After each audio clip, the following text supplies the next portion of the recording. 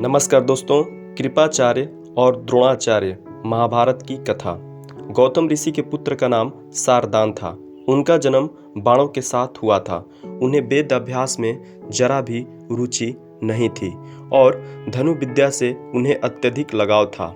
वे धनु विद्या में इतने निपुण हो गए कि देवराज इंद्र उनसे भयभीत रहने लगे। इंद्र ने उन्हें साधना से डिगाने के लिए नामपदी नामक एक देव कन्या को उनके पास भेज दिया। उस देव कन्या के सौंदर्य के प्रभाव से कृप नामक बालक उत्पन्न हुआ और दूसरे भाग से कृपि नामक कन्या उत्पन्न हुई। कृप भी धनुविद्या में अपने पिता के समान ही पारंगत हुए। भीष्म जी ने इन्हीं कृप को पांडवों और कौरवों की शिक्षा दीक्षा के लिए नियुक्त किया और वे कृपाचार्य के नाम से विख्यात हुए। कृपाचार्य के द्वारा पांडवों तथा कौरवों की प्रारंभिक शिक्षा समाप्त होने के पश्चात अस्त्र शस्त्रों की विशेष शिक्षा के लिए भीष्म जी ने द्रोण नामक आचार्य को नियुक्त किया। द्रोण के साथ प्रसत नामक राजा के पुत्र द्रुपद भी शिक्षा प्राप्त कर रहे थे तथा दोनों में प्रगाढ़ मैत्री हो गई। उन्हीं दिनों परशुराम अपनी समस्त संपत्ति को ब्राह्मणों में दान करके महेंद्रांचल पर्वत पर तप कर रहे थे। एक बार द्रोण उनके पास पहुंचे और उनसे दान देने का अनुरोध किया। इस पर परशुराम बोले, वत्स, तुम विलंब से आए हो। मैंने तो अपना सब कुछ पहले से ही ब्राह्मणों को दान में दे डाला है।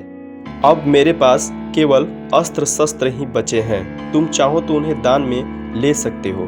द्रोण यही चाहते थे, अतः उन्होंने कहा, हे गुरुदेव, आपके अस्त्र शस्त्र प्राप्त करके मुझे अत्यधिक प्रसन्नता होगी, किंतु आपको मुझे इन अस्त्र शस्त्रों की शिक्षा दीक्षा देनी होगी तथा विधि विधान भी बताना होगा।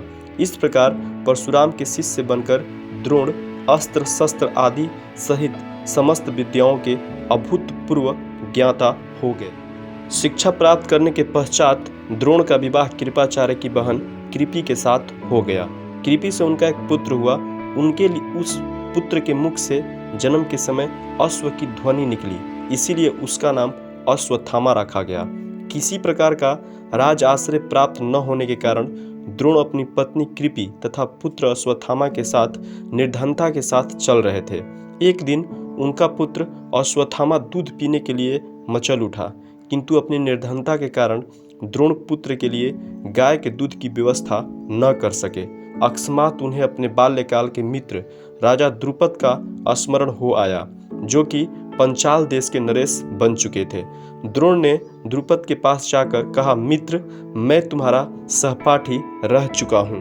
मुझे दूध के लिए एक गाय की आवश्यकता है और तुमसे सहायता प्राप्त करने की अभिलाषा लेकर मैं तुम्हारे पास आया हूँ। इस पर द्रुपद अपनी पुरानी मित्रता को भूलकर तथा स्वयं के नरेश होने के अहंकार के बस में आकर द्रोण पर बिगड़ उठे और कहा, तुम्हें मुझको अपना मित्र बताते हुए लज्जा नहीं आती? मित्रता केवल समान वर्ग के लोगों में होती है, तुम जैसे निर्धन और मुझ जैसे राजा में नहीं। अपमानित होकर द्रोण वहां से लौट आए और कृपाचार्य के घर गुप्त रूप से रहने लगे। एक दिन युधिष्ठिर आदि राजकुमार जब गेंद खेल रहे थे तो उनकी गेंद एक कुएं में जा गिरी। उधर से गुजरते हुए द्रोण से राजकुमारों ने गेंद को कुएं से निकालने के लिए सहायता मांगी।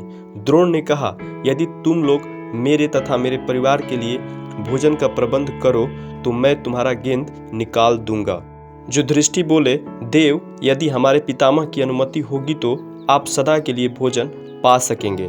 द्रोणाचार्य ने तत्काल एक मुट्ठी सींक लेकर उसे मंत्र से अभिमंत्रित किया और एक सींक से गेंद को छेदा, फिर दूसरे सींक से गेंद में फंसे सींक को छेदा। इस प्रकार सींक से सींक को छेदते हुए गेंद को कुएं से निकाल दिया। इस अद्भुत प्रयोग के विषय में तथा द्रोण के समस्त विषयों में प्रकांड पंडित होने के विषय में ज्ञात होने पर भीष्म पितामह ने उन्हें राजकुमारों के उच्च शिक्षा के नियुक्त कर राज आश्रय में ले लिया और वे द्रोणाचार्य के नाम से विख्यात हुए।